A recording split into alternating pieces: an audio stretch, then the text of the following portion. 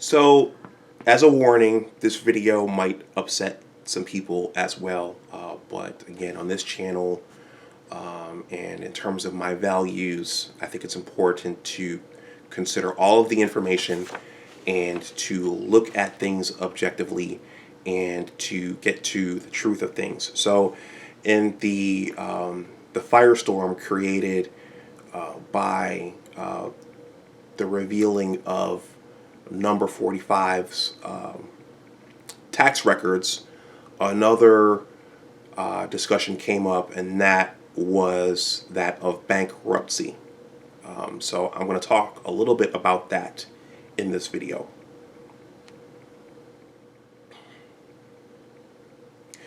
Welcome back to my channel. My name is Dr. Anwar Youssef Dunbar, and this is Big Discussions 76, my original channel. First of all, please like this video, please share it, and please subscribe to my channel. Well, okay, so the previous video talked about the fact that number 45, I'll just refer to him as that, the fact that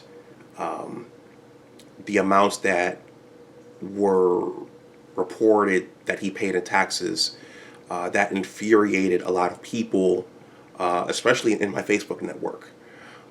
But as I shared in the last video, for those of us in the know of how business gets done, and the fact that there's different tax laws, that there are different tax laws for business profits versus wages, in a nutshell, it was a bit of a nothing burger and not much of a surprise. But something else that's also been associated with President Trump is bankruptcy. And I'm going to state again that this is important because over here now I discuss current events, education, financial literacy, and money and thoughts of the day. But also I want to reiterate that I'm an independent politically. So I usually vote on what do they say? Vote the agenda and vote for your interests. Vote the agenda and vote for your interests. Okay. So so I'm not allied to either party. But something that had come up with our current president, if you consider him your president, even during the election of 2016, that historic election, was the fact that he had filed bankruptcy. And that came up this week also with this discussion of his taxes being released and exposed to the public. So bankruptcy. I'm sure we all know someone who's gone through bankruptcy. I haven't, but I know someone who has. And basically what that is the individual or the entity wants to, they're up against so much debt that they want to wipe the slate clean and start over fresh. And I remember leading up to the 2016 election, I think Thanksgiving, the year before that election, that got pretty fiery. I'm thinking about my cousin Tammy, and she was going on and on about how racist President Trump was and is. And my Uncle T told her when she mentioned the whole bankruptcy thing, he did point out, and he doesn't like President Trump. He said it's different in the business context versus the personal context.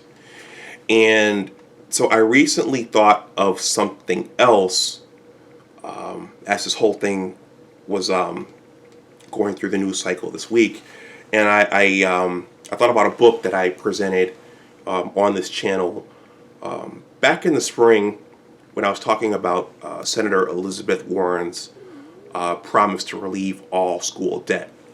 So this book is entitled Living Debt Free by Georgette Miller Esquire. Georgette Miller Esquire is a lawyer who specializes in debt and finances. And a couple of years ago, at the Congressional Black Caucus Annual Legislative Conference, which is a big deal here in D.C., in a non-COVID year, I sat and listened to her talk in the book pavilion, and I decided to go buy a copy of her book. And this is a short read. Look how thin that is. It's a short read, and it's a good book. But she wrote something in here about bankruptcy, and she was very, very outspoken about it at the book pavilion. And so I'm going to read a small excerpt from this to give, to just kind of give some more light and understanding as to how bankruptcy is used, because it's been used in a very negative context towards our president. Well, that's if you consider him your president, but it's not necessarily as bad as everyone has made it out to be. So I'm going to read a few paragraphs here, and this is from chapter 3 of Living Debt Free. So this subtitle says, a legal financial strategy. I'll read that again. A legal financial strategy. I think of bankruptcy as simply a business tool and an exit strategy for a business transaction that doesn't work out financially. That's all. It's not a moral stain or an abhorrence. It's not anything personal to any individual, so no shame should be involved. We need to move past and release the shame that seems to be associated with bankruptcy. Everyone has the right to get out of an unsuitable financial situation. It's the first leg of your financial stool. Case in point, in 2008, General Motors, GM, filed a Chapter 11 bankruptcy. The company did this so GM could remain viable going forward. When they filed, GM was relieved of approximately $122 billion of unsecured debt.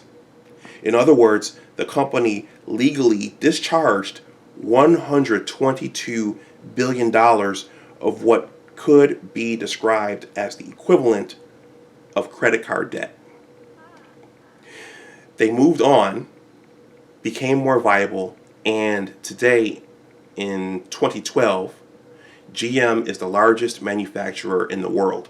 Many jobs were saved by this action, as well as whole industries that relied on GM for business. Okay, so this was written a couple of years ago. Newsflash: the rights afforded to GM under the Bankruptcy Code are not just for GM. Those rights apply to everybody, and Georgette capitalized everybody. As long as you have a tax ID number or a social security number and you're a breathing human being or a legal entity, be it a company, SPE, or the like, you are considered a debtor under the Bankruptcy Code and you're afforded similar rights. What's the genesis of the Bankruptcy Code? The founding fathers of this country decided to leave debtors' prison behind them in England when they founded this country, so no one would find themselves in jail because of debt. United States Presidents Abraham Lincoln and Ulysses S. Grant exercised their rights and filed bankruptcy when they found themselves in financial hardship. So I'm going to stop there so as not to make this video too long. This was from Living Debt Free by Georgette Miller Esquire, and she's a West Indian lawyer, so she's black, albeit West Indian.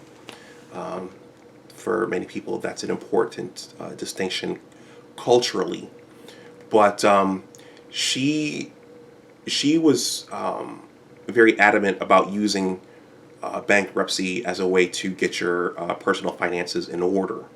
So she very much viewed it, and probably views it today, as a necessary tool.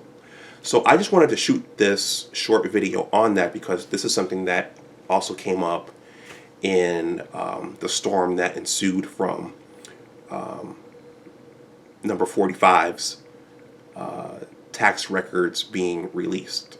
I think bankruptcy, certainly I would not like to get myself so far in trouble in any way that I would need something like that, but it's not uncommon for people to go that route, especially businesses and business owners and large corporations. So I'm going to stop this here. Please let me know what you think in the comment section below. Please like this video, please share it, and please subscribe to my channel. And as always, remember that your attitude determines your altitude. Take care. I'll talk to you the next time. Bye-bye.